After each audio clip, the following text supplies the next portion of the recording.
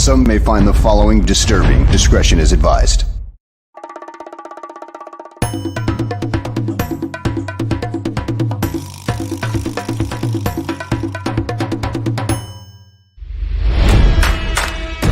Never before in the history of sports podcasts have two men brought you opinion and analysis like these two. They speak for a city that's desperate for wins and titles, not whining and travesty. You might not agree with what they have to say, but you'll defend their right to say it. Sports fans across the world, from Chicago, Illinois, this is the Mac and Reed Show.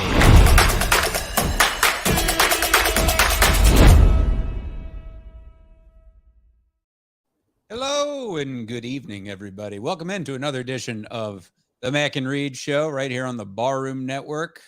Follow them on Twitter, of course, and all the social medias. You can follow Ross and myself. I'm at The Real Evan Mac. Ross is at Ross Reed. Hope you've caught up with the show on YouTube, Spotify, iTunes, wherever you get your podcasts and quality audio and visual programming from Barroom Network. Hello, Ross. How you doing? I'm good. How are you? I'm doing well, man. Just came off seeing Cocaine's Dr. Seuss over at Radius yesterday. For those who don't know, that's Pusha T. It was a great show yesterday. He played in all the hits. That's right. We'll be playing all the hits today. We've got a lot to discuss, talking Bears and OTAs, and the finals is split, and game 3 is tipping off in a little bit, in about an hour, and other sports headlines and other headlines like poor Michael B. Jordan and Nick Cannon having another child. And then, as we teased earlier, you know, with Rolling Stone having their 200 greatest hip hop albums of all time, we're going to give you our top 5. We're not going to give you 200, but we'll give you 5. I could give you 200, but I'll give you the top 5. Ross and I will finish the show with that. And I promise you, I will have Illmatic higher than Invasion of Privacy. Wasn't that? I was gonna, man. You just took the word. It's like we have this chemistry. It was upsetting, yeah. To like, I mean, in all respect to, you know, fucking like Lil Wayne was ahead of him. But who else did I see? Oh, I saw, like Future. Is Future in the top 25 at this point? He would not be in a top 25 album of mine, no. But Illmatic, spoiler, is in my top 5. Yeah, a lot of East Coast love. We'll get to that towards the end of the show.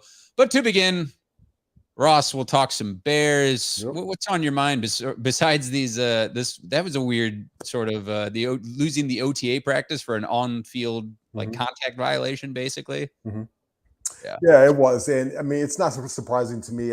Typically when we look in the past of teams that have done these kind of infractions before, you see a lot of new regimes do it. I think because when you get a new general manager like Ryan Poles, but most importantly, you get your new head coach, Matt Eberflus, who he's got a lot of Tom Thibodeau in him, in my opinion. He's just a real hard ass, a hard-nosed guy who's, a grinder and wants his guys to come mentally and physically prepared every single week. And I think that he just wanted to make a statement to his team, and he didn't care about the slap on the wrist that the NFL was going to give them, which is they lost an OTA day. But he's trying to send a message right now to his young football team that I need you showing up to OTAs early on, mentally, physically prepared. And I want you, lean and light and be ready to hit because that's only going to pay off in August. So it's not that big of a deal to me. I think if they would have kept pushing the buttons and they eventually could lose a draft pick, it's happened to Seattle in the past,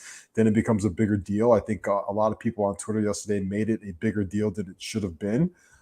It certainly feeds into the meatballs that love that to kind of see that kind of stuff. But at the end of the day, he pushed the envelope a little bit. He knew what he was doing. They got caught, and no harm, no foul going forward. I'm pretty sure that they'll stay on the tight and narrow going forward.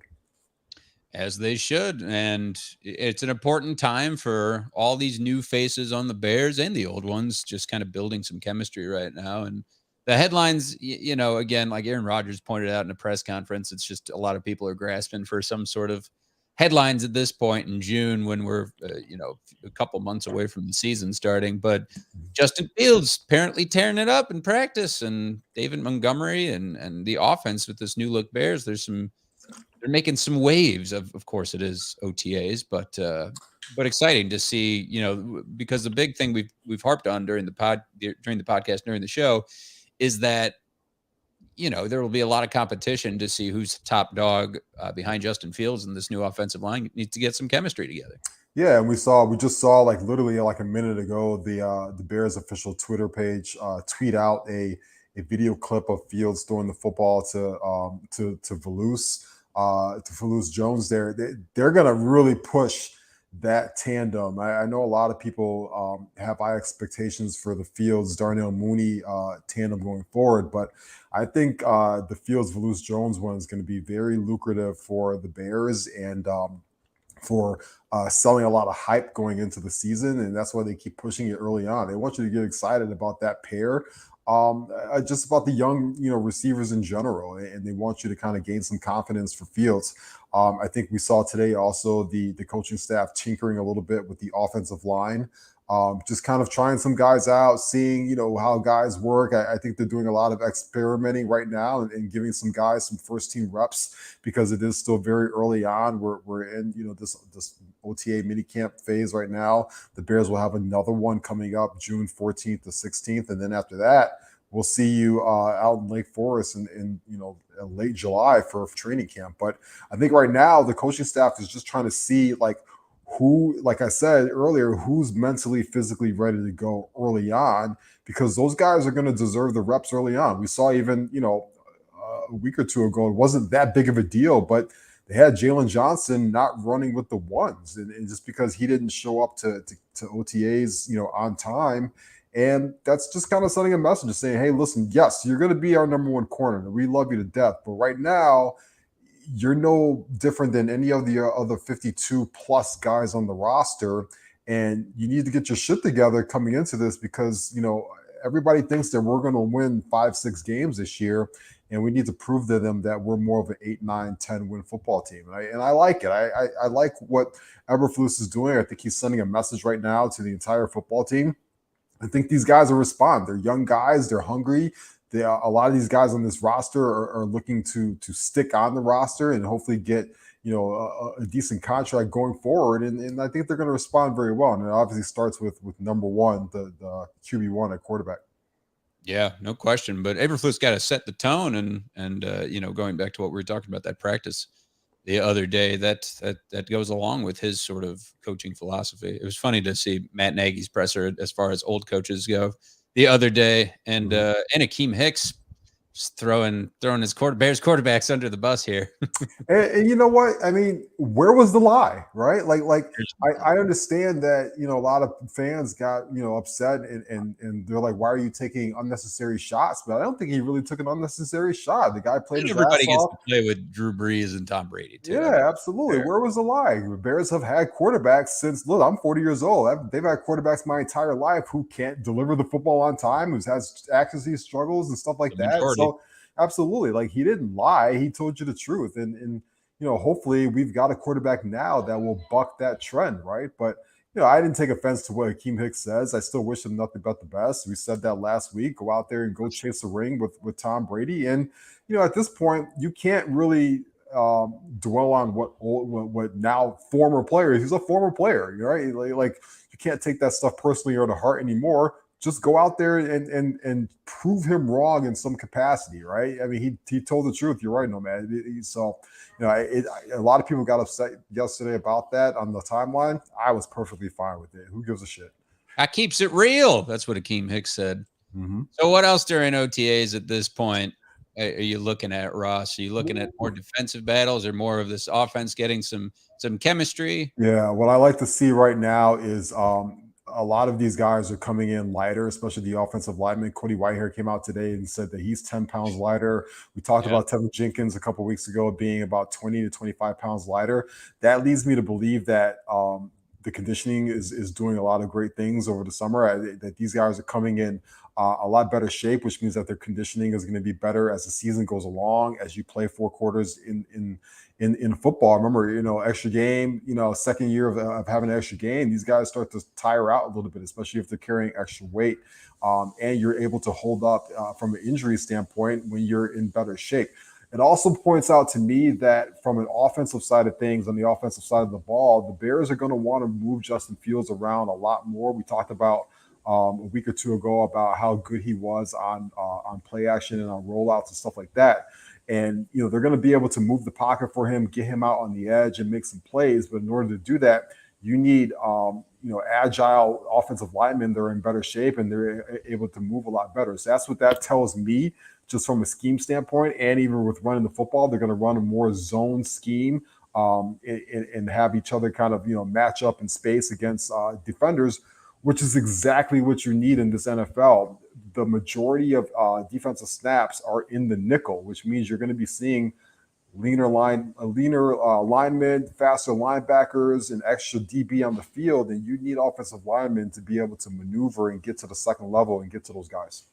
Yeah, you go from the defensive linemen to chasing linebackers and going to the second level, like you mentioned. I know in the chat, Cliff was asking about what Cody Whitehair said about practice just being different this year. It's failed shot. That's every coach is going to be different. I'm sure Nagy still had intense practices, and it's going to be a different coaching style completely when Cody Whitehair has only known that as far as his professional career, I feel like. So failed shot or not, he is a pro, and all these guys, if you asked them straight up in front of media, it's not like they would tear Nagy down. It's at a point, I think all these guys in a tough, especially the guys who are left over from this Matt Nagy era, it's bittersweet. It's mixed emotions. It's all this because you had some potential. You made the playoffs once or twice, and what the potential was for the offense and defense for the whole team. And you got to look in the mirror in the offseason like this. And a lot of it's accountability when a coach leaves, and you can blame him as much as you want, but you got to look at yourself too. And the personnel that goes out there and the chemistry lead. But veiled shot at Nagy, I don't think so. Yeah, absolutely. I don't think so either. I mean, listen, everybody knows, Matt Nagy included, that it just didn't work out, right? For whatever reason. It doesn't mean that he's a bad guy. I still think that he's a decent football coach. He wouldn't have made it this far in his career if he wasn't a decent football coach, right? He just didn't. A lot of guys don't succeed at head coaches. Doesn't mean that they're bad, coaches or anything like that. A lot of guys need second and third opportunities to be able to succeed as well, right? So, again, it kind of goes, at a point with the Akeem Nicks thing. Like at this point, Nagy's not the coach anymore, so we wish him the best of luck going forward. But I think Cody Whitehair is probably right. Matt Eberflus just brings a different kind of intensity to him and to himself. And that Matt Nagy was more of a laid back guy. So I'm happy to see that all the players are coming in motivated and ready to go. This goes back to the physical nature that they're all in right now. A lot of these guys are coming in shape and looking great. Yes, although I have an extensive health and fitness background. And, to answer some of the questions, especially with these offensive linemen, when you're lighter like that, that means that you're able to be, in addition to having better conditioning, which is what should keep you fresher on the, for 4 quarters, but your agility, your explosiveness, and your power comes out a lot more when you're carrying a lot less weight. So I expect that a lot of those guys this year to be able to fly off the ball quicker, which is only going to help them in the running game and protect Justin Fields when he gets out on the edge.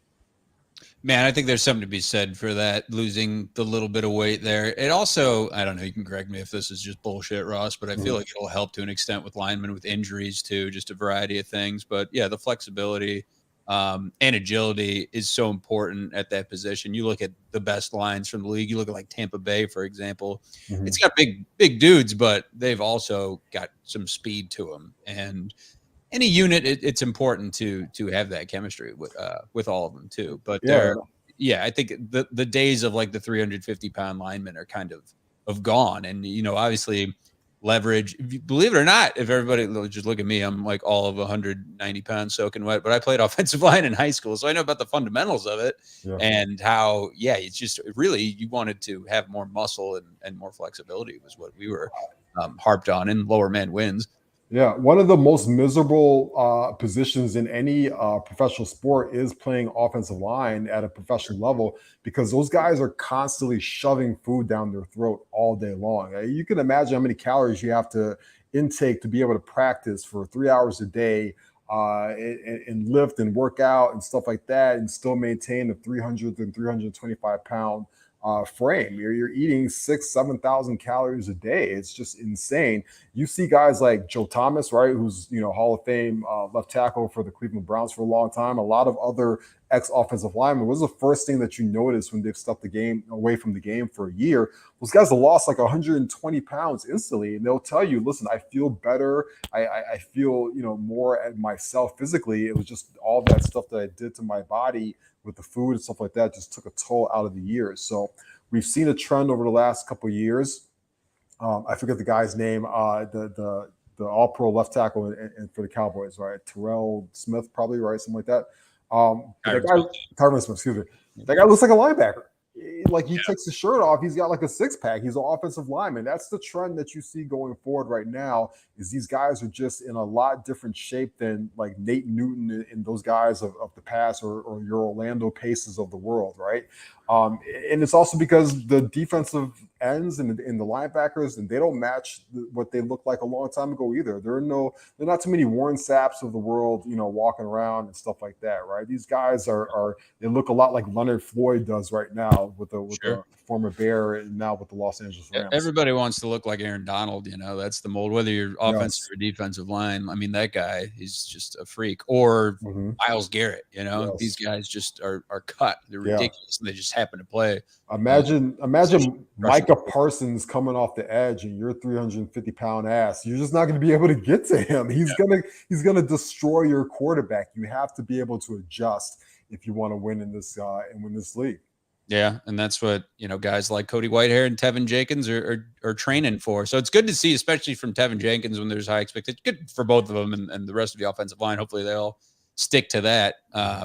But yeah, I mean, they've got to just have some ridiculous. You see right around draft time when they interview the linemen and they go over their diet to put on weight. It's just disgusting stuff, like disgusting shit you would put in a smoothie that you would never want to put in there, like mixed Gatorade and peanut butter. And you're just consuming massive amounts of protein and fat. You got to try and get as much fat in there, and omega-3s and low glycemic carbohydrates. It's not a fun thing to do. It's not fun at all. I do not envy those guys at all. Did you dabble with a diet at some point that was on par with the offensive lineman, Ross? No, I've never been there. I'm about 185 pounds right now. At my most, I was like, when I was playing football in college and stuff like that, I was about 215, 220. And I can't even fathom now trying to even get back to that weight. And I eat probably about close to 2,700, 3,000 calories a day. So it's just an insane amount. So imagine if you got to double or triple that to play offensive line in the NFL. Yeah. Absurd. So we'll monitor the Bears into the weeks coming here. And as we look at the rest of the NFL, there's some sporadic headlines. We knew that Cooper Kupp was going to get an extension, get some big money. He got an $80 million deal. That's just smart for the Rams. They're loaded. They look poised to repeat between getting Kupp back. I mean, they're still on the, of the free agents that are out there. I know OBJ hasn't been signed yet. If he may have blown all of his Bitcoin money at this point in his salary, but he wants to re-sign with I know he's busy being a dad, but he wants to re-sign with the Rams, I'm sure. Between, if he re-signs and then you get Allen Robinson and Cooper Kupp, good night. Yeah, absolutely. I mean, I just always wonder, how can these guys keep manipulating this cap space and working this done, right? I mean, what they tell you is, listen, they think and they're right, because they've got a Super Bowl right now. They're the reigning champs, but they think that if you have 8 to 9 top heavy guys, elite guys, and all you have to do is pay those guys, then you can find these middle of the road draft picks in the third, fourth, and fifth rounds and be able to fill out your roster that way, right? So they have some bona fide superstars on their roster. Aaron Donald is going to the Hall of Fame. Jalen Ramsey is probably going to the Hall of Fame, right? Cooper Kupp is on a Hall of Fame trajectory right now. And if Matthew Stafford, like it or not, continues to put up stats now that he's got a ring, he's probably going to the Hall of Fame as well right there, right? So that's 4 guys right there that they could have on their roster that are going to the Hall of Fame. I don't think there are too many other teams in the league right now that can say that. Maybe Kansas City can say that with Mahomes and Kelsey, right? I don't know if even Tampa Bay can say that with Tom Brady. So, the Rams are going to tell you, we're going to pay 7, 8, 9 guys at the top and then fill in our roster with the rest of the guys. And how can you blame their strategy? It's worked well. They don't care about first round picks, right? They're going to trade them away to keep accumulating stars, and they'll find the next OBJ in the middle of the season to help them if they need to rent a player or something like that. And, hats off to Les Snead and Sean McVay in that team, right? Because I think that it's something that everybody would like to emulate, but I don't think you can. And it does start with number 99, because if they don't find him, none of this works. I mean, it's Aaron Donald and Lawrence Taylor probably for greatest of all time, and it starts with those 2 names. And I don't really think that there will be a third name, even like a Ray Lewis or something like that, or Ed Reed. Aaron Donald is that damn good and throughout his whole career. We talking best defensive player of all time? Of all time. Yeah. I mean, it's tough to argue. I mean, he's incredible, his impact. And you talked about the Khalil Mack effect when he was with the Bears and when he steps on the field. And he was in that conversation for a couple seasons there. I mean, albeit you start to get some age and he has a lot of career left. But Aaron Donald at the center, and again, goes back to his just dedication to his craft and fitness is just unbelievable. It's hard to, you talk about the Ray Lewises or the Urlachers, and there have been some great athletes to come around here. But yeah, he's making that case for best defensive player of all time. There's no question. He's still playing at such a high level. You go back to guys in that draft, a lot of them are out the league already. Kyle Fuller, who was obviously the pick that was right behind him to the Bears, is already on his 3rd team now, right? He just signed with the Baltimore Ravens the other day. And it feels like Kyle Fuller is slowly tinkering out the league right now. Yes, I have seen Lawrence Taylor. Aaron Donald is in the company with Lawrence Taylor. I'm sorry. And I love Lawrence Taylor. I still think Lawrence Taylor is number 1, but Aaron Donald is that damn good. And that's no hyperbole.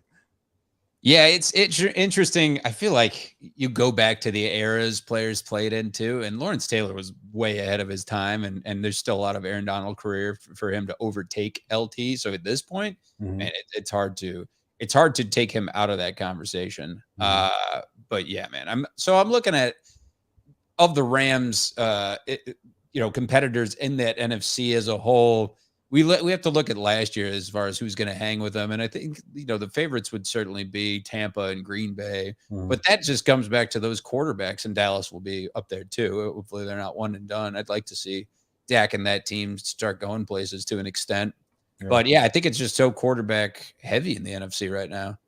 It is. And it comes down to, as always, which one of these teams can stay healthy, right? So I think right now, we're both looking at the Rams and the Buccaneers as the top 2 teams in the NFC with good reason. They've got 2 very good quarterbacks. They're well-coached football teams. They've got weapons on both sides of the football. And then who's going to be able to step up outside of them and maybe compete for that 3rd spot? I think you would think Green Bay is there right now, but boy, those wide receivers are super shaky.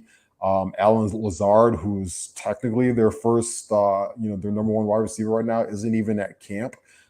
Because he's got some contract stuff going on right now. So, does that mean like a team like Dallas slides in there? And we figure every year there's always some random surprise team that jumps up out of nowhere and makes some noise, Right. I always feel like, what's going to happen with like Arizona, right? Is the Cliff Kingsbury Kyler Murray relationship starting to get fractured, right? And are they going to take a step back? Can they be that playoff team that they were again last year, or do they kind of start to slide and that whole situation breaks up? I know a lot of people are a little bit on Minnesota this year, but how do the Bears factor in with that? I think we talked about this a couple weeks ago. Justin Fields has to put the team on his shoulders, so to speak. I think the defense is going to be surprisingly good. I think that defense has top 10 potential for the Bears, especially with those two young studs. If they're able to grow up quickly on the back end of the secondary that we took in the second round, but can Justin Fields put the team on his back, a la that Lamar Jackson season in his second year a couple of years ago when he went for the MVP, and he kind of put that team on his back with very lukewarm weapons on there. So that remains to be seen, but. It'll be outside of those two teams, Tampa and the Rams. It could be anybody's. It could be up for grabs for the third, fourth, and fifth seeds. Yeah, it could. The teams that I mentioned at the top, Green Bay, Tampa, and the Rams, the Cowboys up there should be somewhere in the mix of the top 4 seeds. But yeah, Arizona taking an extra step, another step this year for sure. And then San Francisco's right there too. It's a quality organization. We'll see what the Seahawks have to say about that division now that Russell Wilson is gone. Speaking of that Denver Broncos, you got $2 billion, Ross, or $4.6 billion to be exact, to buy the Broncos at this point. Just I know. I can't tell you how much I already detest Walmart and the fact that those guys are buying a football team in the NFL, which, unfortunately to me continues the old trajectory that we've seen in the NFL. There's just no kind of diversity or it's literally the same kind of people that continue to buy these teams every time they come up for sale. And I wish we had a little bit of a different look there. How does John Elway feel though, right? Do you know this? John Elway was offered I think it was either like $35 million or like 20% equity in the team a couple of years ago. And he took the check. And hot damn, that's a huge mistake right there, because to have that, my God, to have that kind of equity right now, as you see what that team is going for, he made a colossal mistake. If you're ever in a position, and John Elway certainly was in a position at that time, you always want to take the equity over the check. If they're offering you the equity, take the equity over the check every single time. That's just business 101. He blew it. But how many yachts can you water ski behind, Ross? Listen, you could fucking water ski in a lot more yachts. That's for sure. I know. Even if I had, John Elway probably has $75, $80 million in the bank, still the opportunity to make $1 billion. Oof, he's got to be kicking himself right now. Continue to have that equity, like you mentioned, and that stake. It's crazy. Jordan, you did not miss the Hop Hop albums. Those are coming next. The hip hop album's coming at the end of the show. That's right. But right now we're switching focus over to the NBA Finals tonight. Game 3. Exciting. The Celtics and Warriors is everything that I expected it to be so far. I don't think we expected in Game 1 for the Celtics to come out swinging like they did, and for them to make a late run like they did, and just put it on the Warriors. Warriors just collapsed in the fourth quarter. It could have gone up 1-0. I think Golden State taking that second game. But then that first game, very uncharacteristic for Jason Tatum, missing a lot of shots. Maybe he just had jitters. Obviously, the first finals appearance. But Al Horford going to be so crucial. It looked like playoff Al, throughout this playoffs. And he immediately moved into the favorite talk for finals MVP with that 26-point performance he had in Game 1.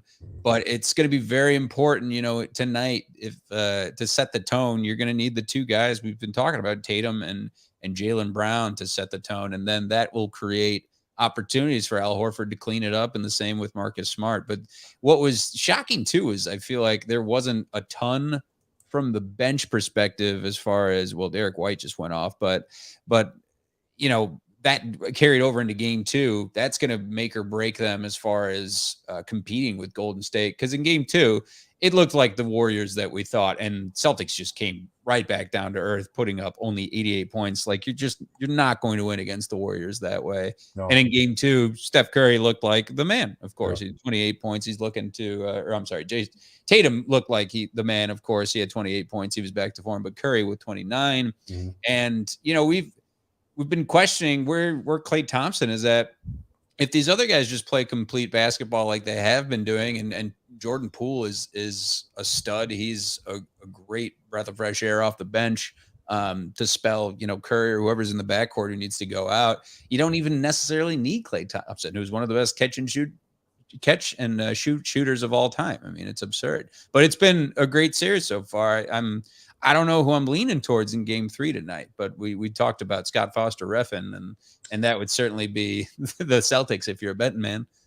Yep. So you got two things tonight, right? You got Scott Foster. The Warriors are undefeated in these playoffs when he has officiated a game. But they're also wearing those weird home jerseys that they wear sometimes tonight, like those retro kind of home jerseys. And they're 4-2 in those jerseys this postseason. So something has to give tonight. I think that Draymond Green is not getting enough credit for his impact on this series so far, especially in game 2. But he's the kind of guy he's an agitator. He gets underneath your skin. He's going to do a lot of the dirty stuff on the court to put his team in position to win. And I thought that he took over that game in game 2 and really took the Celtics mentally out of their game. And I thought he got into the head of Jaylen Brown, and Jaylen Brown ended up picking up a foul when Jaylen Brown was kind of rolling, and that changed the momentum of that game. I thought Grant Williams was absolutely awful when he kept getting after it with Draymond. And Draymond started playing great defense. He started facilitating the ball. He's barreling guys over to get Steph Curry open.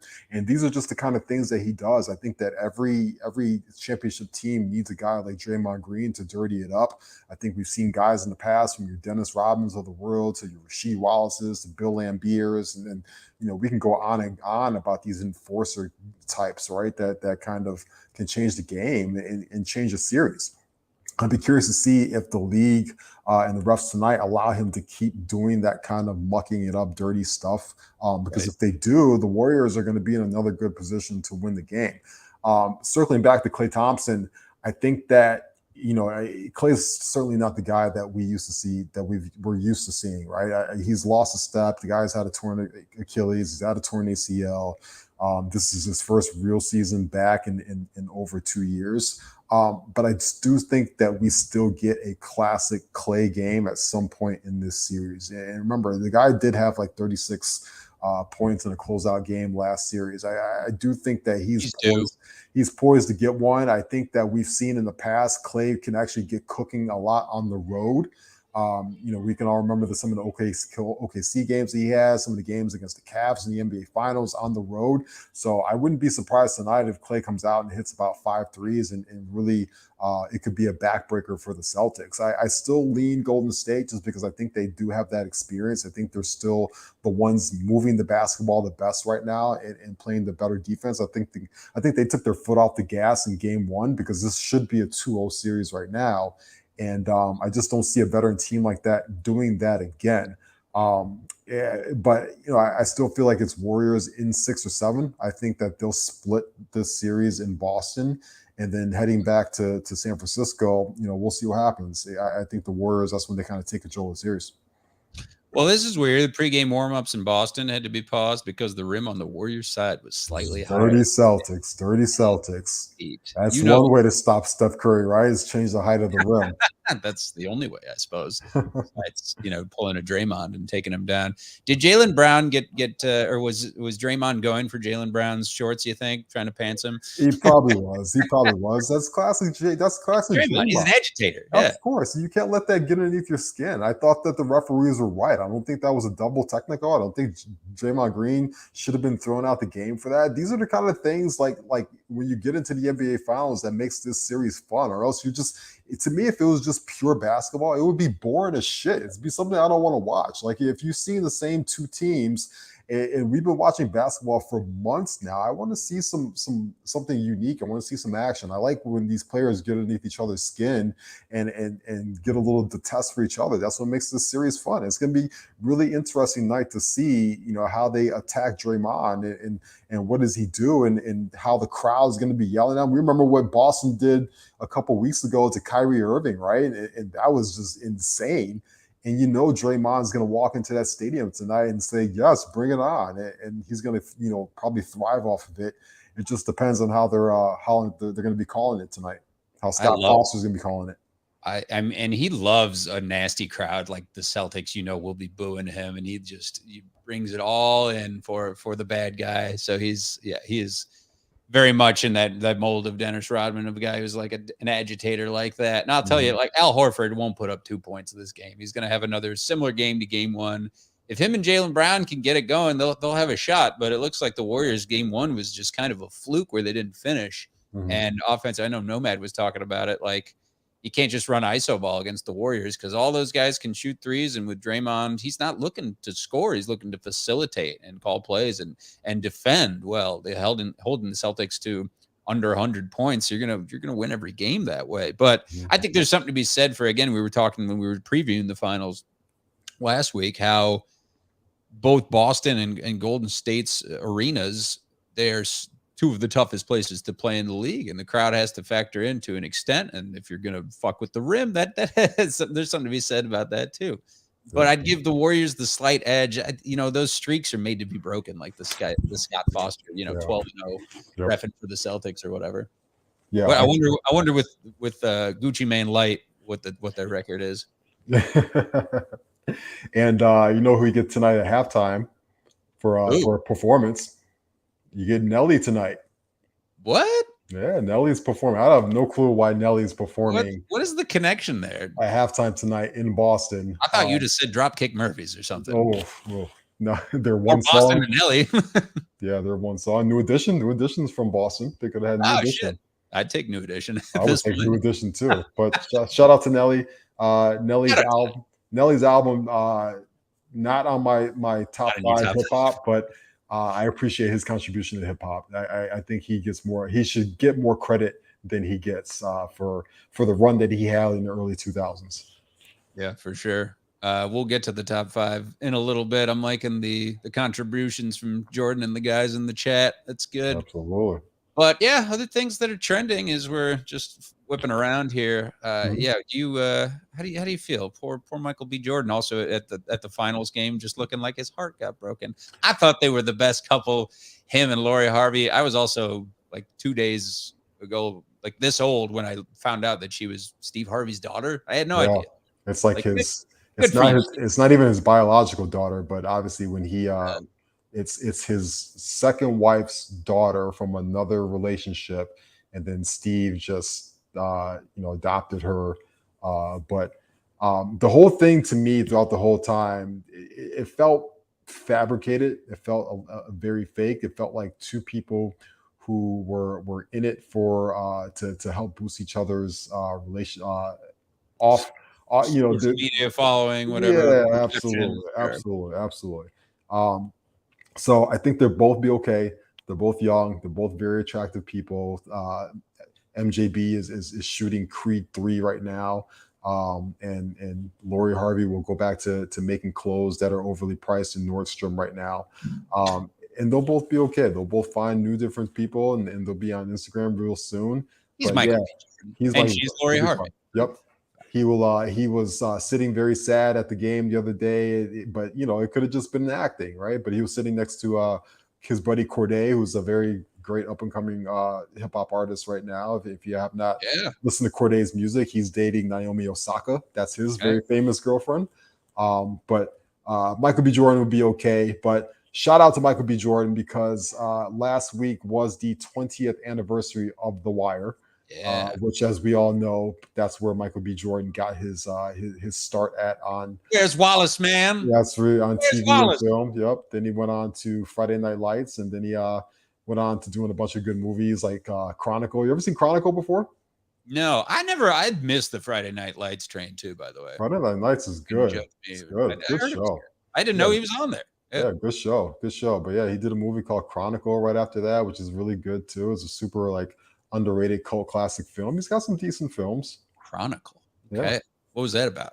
It's about these young guys in high school that are like they're they find like a rock in the forest or something like that, and the rock gives them special powers for like a day, and they just go over the top to abuse these This powers, sounds familiar. Okay. and bad things happen, and it gets a little wild. But it sounds like a stupid premise. It's actually a super entertaining movie. If you can find it, I'm sure you can find it on streaming somewhere. Check out Chronicle. It's really entertaining. Yeah, right on. Aldo's saying you look like you could be Michael B. Jordan's brother. It's That's much, a nice compliment. it's Yeah. much older brother. It's much older brother. Give yourself some credit. Jamie Foxx has been trending because he's going to be portraying Mike Tyson in a biopic. And if you're a fan of Jamie Foxx, man, I'm excited to see that because he does a phenomenal Mike. He's just so good at impressions. But we've seen Ray, we've seen him do Mike Tyson before, just jokingly, and he does a great Dave Chappelle too. I saw that a few weeks back as well. But that's going to be. I've often called Jamie Foxx the most talented individual of our lifetime. If you've ever seen his stand-up before, he's hilarious in stand-up comedy. The guy is a Grammy award-winning R&B singer. He's got an Oscar, obviously, for Ray, and he's been a very successful movie star as well. He started, of course, with sketch comedy and In Living Color, which is a classic show. The guy has just done it all. He is super talented. He's going to crush it as Mike Tyson. Yeah, can't wait for that. How many kids does Nick Cannon have now? I've lost count. Him and Phillip Rivers are like competing for the biggest goddamn family. They are. He's up to like 9 or 10 right now, I believe. Unbelievable. It's unbelievable, this guy. And he's dropping an album, which he can absolutely keep. I'm good on that. That won't crack the top 5. No. I couldn't imagine that. Happy birthday to Kanye West, turning 45. 45, absolutely. Is he in your top 5 somewhere? One of his albums is in my top 5, absolutely. You know that. As it should be. Yep. Are you caught up on Kenobi? Are you watching Stranger Things? I'm never been a Stranger Things fan. I bailed on it after a few episodes. You're nuts. I'm not into it at all. I'd rather just watch Goonies over and over again if I wanted that kind of 80s nostalgia. You don't like the kids. No, I'm saving Obi-Wan to kind of binge it. So Star Wars to me is like I love Star Wars as a franchise and all the spin-offs and stuff like that, but I got to be in the mood to really get after it. So I'm saving those for a nice like Saturday afternoon where there's not any sports on or anything like that, so I can just kind of knock out all the episodes at once. That's fair. They're, I think, like halfway through. And they're almost done. Good. There's a storyline, of course, with Darth Vader and young Luke and Leia without spoiling anything. So that adds to it. These one-offs are just, they're almost more successful than the franchises themselves. It's interesting to put yourself back into the first 3 episodes, 1 through 3. I feel like we're obviously just heavily criticized, and now following that up and picking up like nothing. It just left off. It's an interesting approach, but Ewan McGregor as Obi-Wan is great, and obviously going to tune into the Mandalorian and Boba Fett and whatever else they throw at me at this point. Yeah, absolutely. And what else we got, Ross? I think we're ready for our hip hop conversation. This list. Oh, okay. All right. Well, I'd say, yeah. So first of all, I'm loving the contributions again. Going back to the comments, Jordan is giving us his top 5, and I respect it. He's putting beautiful, dark, twisted fantasy. I like that approach too, because mine is 90%, 80%, excuse me, out of top 5 is East Coast, and then one Midwesterner. But putting out Illmatic in his top 5, putting ATLians in there, beautiful, dark, twisted fantasy. Busta Rhymes putting 2001. Something with Busta. Extinction Level Event. Yeah. That's a great album as well. So what didn't make the top 5? So a couple honorable mentions for me, right? I don't have any Tupac, even though Tupac is my favorite rapper of all time. I love Tupac's overall body of work, but I don't have any of Tupac's albums in mind. Machiavelli is probably my favorite Tupac album. So is All Eyes on Me. I don't have Jay-Z's first project, Reasonable Doubt, even though I find that in such high esteem. It's not in my top 5. Um, I love Marshall Mathers LP, but that does not crack my list as well from Eminem. Yeah. No DMX, even though It's Dark and Hell is Hot, might be number 6 on my list. Same thing with Carter 3. No Lil Wayne for me, but that's a big album for me as well. And I think the last 2 albums that I wanted to really sneak in there, Clips, Lord Willing is I think one of the most underrated, amazing hip hop albums of time. And Ghostface Killah's Supreme Clientele. I wanted to put that in there. It's one of my favorite. It's probably one of my most re-listenable hip hop albums of all time, but it doesn't quite crack my top 5. But I got some diversity on there. I got some ones that you're probably going to see that are really obvious. And but we'll definitely have some overlaps. Yeah, absolutely.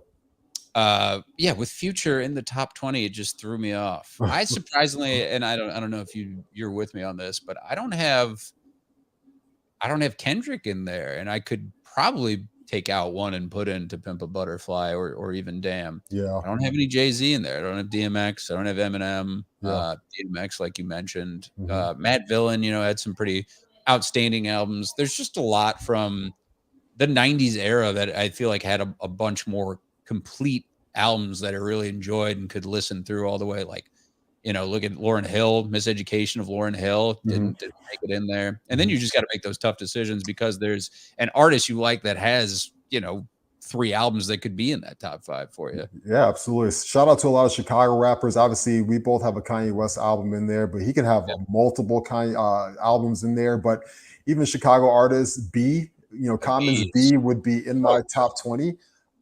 Chance the Rapper, I don't know if you call it an album or a mixtape, I don't care, but Acid Rap is 100% that holds up in my top 20 as well. So, shout out to a lot of Chicago guys. I even like, Chief Keef's first album is kind of where drill rap was birthed, and he needs to get some love as well as one of the hip hop greats. Was in Rolling Stone's top 25. These lists are just absolutely impossible, by the way. So take it with a grain of salt. There's obviously going to be some sort of bias in there too from your own. And I mean, my top 5 changes from year to year, and sometimes, and I go back and I listen to some stuff, and sometimes the Miseducation of Lauryn Hill is going to sneak in there for me too, because it's just such an amazing album for me. But these 5 right now, I feel really good about. Supreme Clientele, just circling back to that real quick, just so good. It's so good. An incredible solo project. We've, a lot of people forget, but I feel like they just take it for granted that Ghostface Killah just went off, and Raekwon. I feel like they had probably the best, individual MC careers post Wu-Tang Clan, even though they're still obviously performing. They'll be in Chicago in September performing together, like they're still all boys. But Supreme Clientele, just there's a lot of heat on that, man. All right, so let's give our 5s. What do we got here? 5 to 1. 5. What is 5 for you, Ross? Number 5 comes from the best hip hop group of all time, in my opinion, and that is Outkast. And I have to go with Aquemini. Aquemini is an absolutely perfect album for me, from track 1 all the way to the end. It changes up in so many different ways. It's such a funky album, but gives you just that classic hip hop. It has those commercial great hits on the whole album. It is one of my favorite, most re-listenable albums of all time. I think, Outkast really hit their peak with that. I know a lot of people are going to have Stankonia on their list, which came after Aquemini, but for me, Aquemini is still their best album and my favorite from them. It's in my top 5. That's great. And I almost have to apologize to Outkast because they're not in my top 5. And talking about Outkast, one of the best hip hop groups, in your opinion, the best hip hop group of all time. There's a lot to be said about that right there. But those projects were all just dynamite. Need to give them their due. And Speaker Box and The Love Below is pretty great. Like, even though they were kind of like feuding at that time and just did their individual thing, that's like an insane double album. But number 5 for me, as I said, very East Coast heavy. And we're talking about the Wu-Tang Clan and Enter the Wu-Tang 36 Chambers back in 93. I mean, just hit after hit, man. Attack Your Neck. What's that? Protect your neck. Protect your neck. Bring the ruckus. Clan in the front. Cream. Yeah, man. I mean, Cream is just incredible. Method Man. It's all just dynamite. And the RZA talking about best producers of all time. It's just nuts. Protect Your Neck, I think, stands out so much on that album because it just showcases all of these guys can rap. Just give them a verse, smoke on the mic like Smoke and Joe Frazier, and then it just goes from there. Just it does. Incredible with Method Man, the RZA, the Jizza, Raekwon, Ghostface. All these guys are just nuts lyricists, Old Dirty Bastard. Just incredible. You got even the guys like you don't really think of these days, but it was all really carried by RZA's production, looking at the old Kung Fu samples and all that. And then really, 90s, you're still learning about sampling and all these sort of old soul samples. It's the first time you're hearing like Otis Redding and Gladys Knight being sampled and all these other guys. And it's just 9 guys who are just on fire. Just what a group. If anybody who has invested in a good stereo system or speakers or anything like that, play Cream as loud as you possibly can. And it hits every single time. It's such a perfect hip hop track for me. I love that song so much, even still to this day. Number 4. It's to me the most glaring mistake on Rolling Stone's list. I have to have Illmatic on my top 5. It's number 4 for me. It's Nas's first solo album. It is an absolutely perfect album. I love it so much. I go back to it all the time. It's a quick, clean 10 tracks, boom, boom, boom, in and out. The production's amazing. His verses are timeless. It's absolutely outstanding. I think it's the one album that a lot of people, especially from the New York area, really reference when they started to make their own albums. I think even guys like Jay-Z and Biggie and stuff like that. And, Nas, who is still going strong to this day, just won a Grammy last year for rap album of the year. It is an absolute classic hip hop album. And the fact that Rolling Stone didn't have it in their top 5, let alone top 10, and had Cardi B's album ahead of it.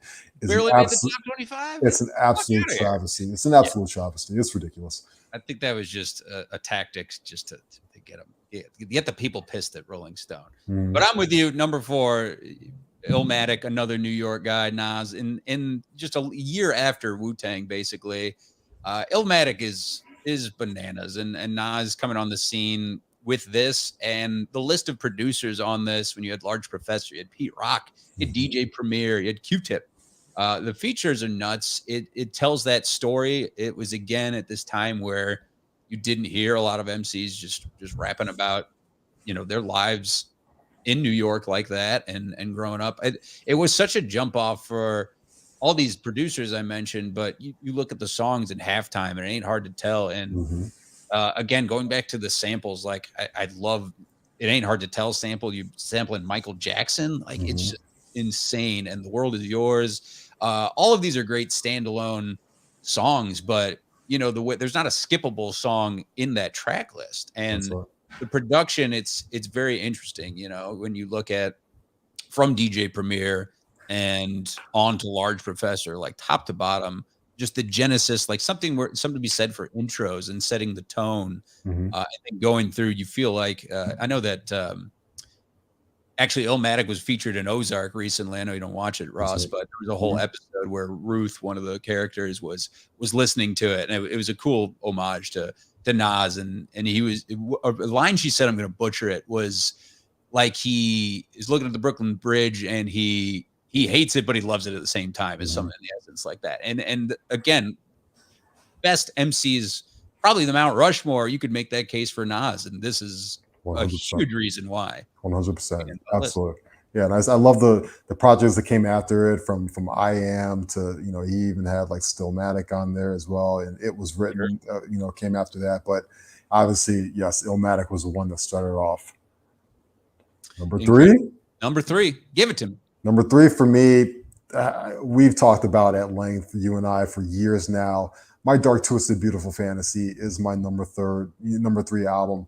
I don't think there's an album that hit every part of the best parts of hip hop than this album right here. And he got the best out of every single person from a Rick Ross verse that I think is the best of his career, to Pusha T, to Jay-Z, to I think Nicki Minaj had the best verse of her career on this album. He's got, All of the Lights will feature Alicia Keys, to Rihanna, to Elton John, to Kid Cudi, he can go on and on. I think that Kanye West, after he had the whole Taylor Swift fiasco and the fallout after that, he, as we all know, he went to Hawaii and just worked nonstop on this album and flew people into this album.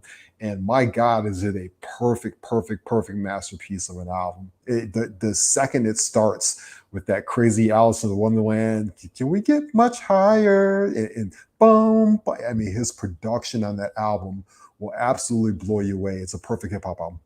I know we're both fans of Dissect, and that's a podcast where basically, like the title suggests, they go and dissect song by song albums like this one. And they've done Beautiful Dark Twisted Fantasy before. And talking about just the sort of myth and just the legend of Dark Twisted Fantasy and everybody gathering in Hawaii like that. And this is kind of when Kanye started doing that, after doing 5 beats a day for 3 summers, after doing his thing in Chicago and beyond. Like, he started, he did it for his series like Daytona and Yay, where he was going to Wyoming or whatever and fucking around. But this, like, it's something about it. It's like you said, the whole sort of cast of characters, all of these artists that came together. You're right. I think that, there's a lot to be said with sampling and what Kanye did for that art form and producing in hip hop. But he's also been very attached to the hip. We're a guy who's like pretty underrated in Mike Dean, and he's provided a lot of these guitar riffs like on Gorgeous there, and then just adding on. It's like you said, probably the best verse that you've heard Rick Ross have, and Nicki Minaj. Monster is just slaying it. And again, going back to Illmatic, it's hard to skip any of these songs. You get all very good as far as like radio heavy. Like, there's party music. You can be, getting ready to work out, things like that. But, the highlight, and you could put it in some of the best songs of all time, and it runs at 9 minutes and 7 seconds, is Runaway. Pusha T performed his verse last night when I saw him, and that is some of his best work too. But it's just that feeling it gives you. It's something else. And Kanye, what he's, musically going throughout his career, he's really worked on his voice. There's not a ton of guys out there who can sing and rap like he's doing throughout it and sound good at it. And how it ends with Who Will Survive in America and Lost in the World. You had Bon Iver, and it's nuts. And shout out to Chris Rock. That was great too. Absolutely. But so good at number 3. Yeezy taught me. Yeezy taught you well. What's your number 3? My number 3, Beautiful Dark Twisted Fantasy, for all those reasons I mentioned. So far, we got Illmatic at 4. Yep. Dark number Fantasy, 2. Enter the 36 Chambers. And number 2, what is number 2 for you, Ross? The first time I was a very, very young man, and the first time I heard Ready to Die, I didn't know you could do that on a hip hop album, and it absolutely blew me away. From Juicy to Warning to Machine Gun Funk to One More Chance, I was just absolutely blown away. Biggie's lyrics were absolutely perfect. Puffy behind the whole, just putting everything together from front to back. It's just an absolutely amazing album. Again, another intro album from a classic hip hop artist, one of the greatest of all times. But for me, Ready to Die is just an absolutely unbelievable album. I love it so much. It was one of the first albums when I was a young man that really, really sold me on hip hop and really brought me in. And I can remember, grabbing that and sneaking off to listening to it. And I can remember when he was about to drop Ready to Die, and then he actually, was murdered. But, it just going back to listen to those Biggie verses and the production behind it and the rise of Bad Boy, and he put that whole label on his back. And that label doesn't get to where they are without Ready to Die and the things that Biggie was able to do with that album, and Puffy behind the production. And that's when, Trackmaster starts coming into play, and all these other guys and stuff like that. It's absolutely unbelievable album. I could not have it off my top 5. Yeah, totally understand. And it's worth mentioning, Rolling Stone had it as number 1 of all time. And number 2 for me is from another group that might be the best hip hop musical group of all time.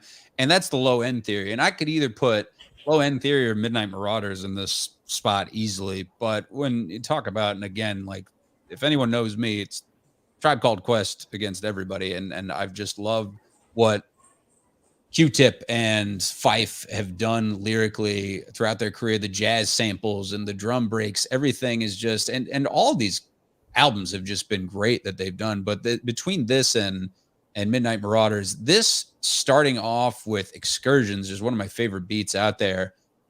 Again, the jazz samples and the bass in it, going from that to Scenario, it's just nuts. And I think that, if you were to put, Beautiful Dark Twisted Fantasy, again, going back to all the features, like carrying it is Q-Tip and Fife in these songs, plugging out and Rap Promoter and talking about show business and jazz, Check the Rhyme and the rhythm and sampling fucking Average White Band, just nuts, and just set the tone in the 90s and one of the reasons that Q-Tip is like top MC for me is a song like What, and shows that lyricism. It was a big breakout for Busta Rhymes with Scenario.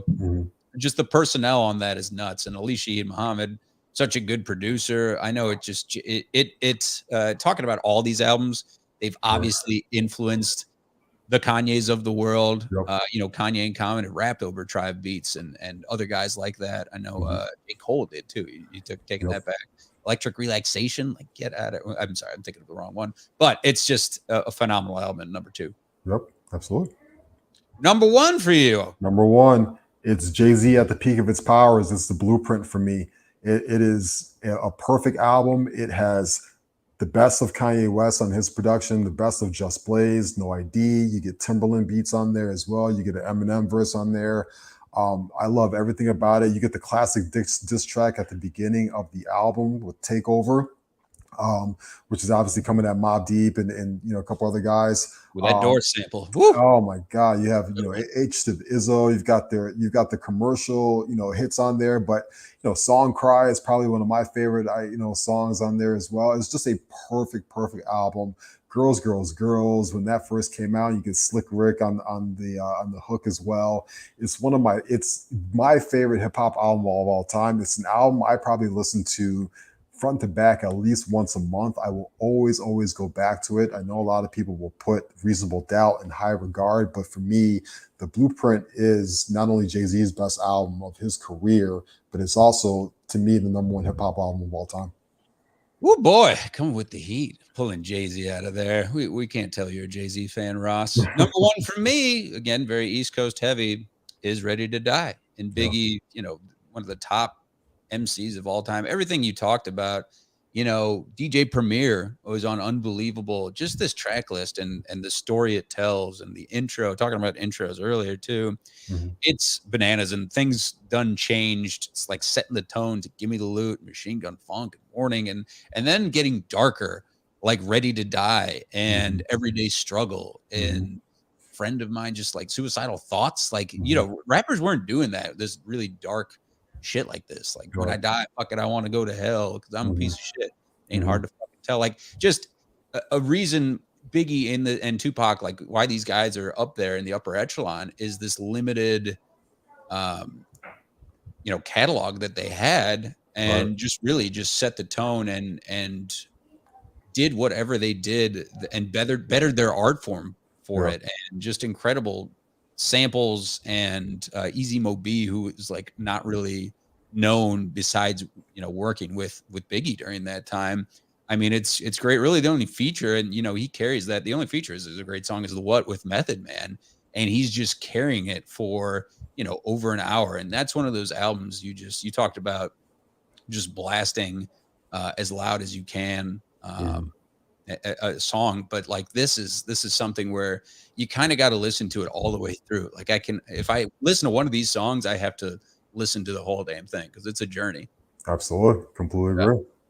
Well, we have run out of show. I don't think we really missed anything. Get Rich or Die Trying. A lot of the Ja Rule stuff has aged poorly for me. I would say that. I think it's a classic album. I think a lot of the Ja Rule stuff has aged poorly for me because I think Ja Rule's catalog should be appreciated more. Yep. I would actually have the Game's first album higher than Get Rich or Die Trying. Interesting. Yep. Yeah, that game's solid too. He stays winning too. I don't know where Get Rich or Die Trying would be. It wouldn't be like, I don't know. I'm pretty old school with a lot of my tastes. It would not be in the top 10. I have several others, like I mentioned, that would make here. But yeah, talking about solo guys that went solo from Wu-Tang, like they've had some projects that stand up over here too. You talk about Jizza's release too, and then RZA just stays so relevant now too, man. Really incredible. All right. Until next time, folks, thank you for tuning in to the Mac and Reed Show. If you missed any of the show, any of our previous shows, you can check out the Barroom Network YouTube channel. You can get the audio-only version on Spotify, iTunes, wherever you get your podcast. Follow us. Thumbs up. What's that? So hit that thumbs up. Hit that thumbs up. Hit that like. Mash that like button. Follow me at The Real Evan Mac. Follow Ross at Ross Reed. Remember, Science Fliction coming up at 9 o'clock. I know they'll talk about Gore the God Butcher, and they'll talk about Thor at some point, I'm sure, during our show. And they'll be talking about Stranger Things. It's a good show, Ross. Give it a chance. I will. For now, we see deuces. Be good to each other out there. So long, everybody. Peace.